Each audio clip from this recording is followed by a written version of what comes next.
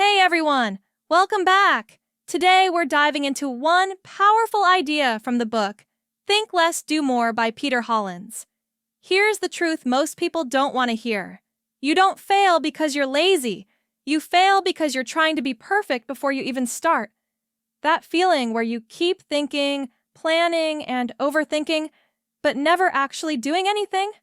That's called inertia. It's when your brain locks you in place. And the fastest way to beat it is simple. Lower the bar. Yeah, lower it. When you want to learn a new skill, like painting or playing guitar, your brain says, I need to be amazing from day one. And because that feels impossible, you never even start.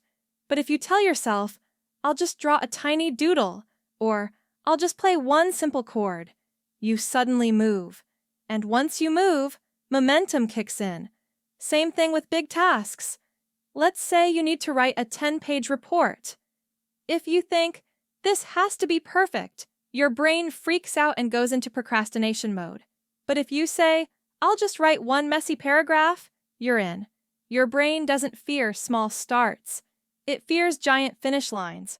So make the first step stupidly easy. Want to start working out? Don't think about a 1-hour workout. Just stretch for 5 minutes. Most of the time, once you start, you'll keep going. Perfectionism is the enemy of progress. The first draft is always bad. The first try is always awkward. The first step is always shaky. And that's totally fine. A baby doesn't wait to walk perfectly before trying.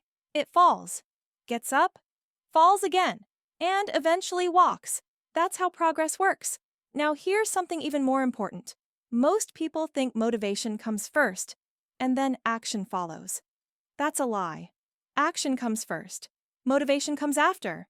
If you wait until you feel like it, you'll wait forever. But if you take one tiny action, your brain starts warming up. You get involved, and then motivation shows up. Let's say you don't feel like reading. You tell yourself, I'll read when I'm in the mood. But instead, you read just 2 pages. Suddenly, your brain clicks in. And now you want to keep going. Motivation is a result of action, not the other way around. This is why people who wait for motivation stay stuck, and people who take action get results. Now, let's talk about fear. Most people hear the word risk and think danger. But risk is also growth. Every big upgrade in your life comes with risk. A kid learning to ride a bike can fall.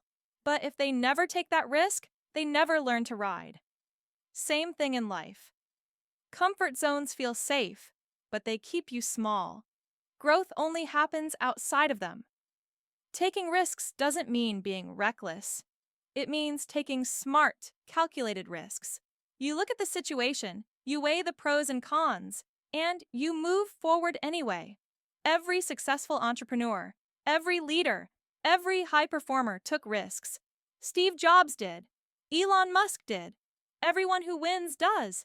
Even in personal life, it's the same. If you're scared to express how you feel because you might get rejected, you stay silent forever.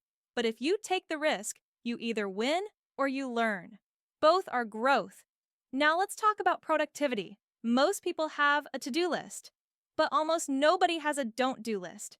And that's a huge mistake.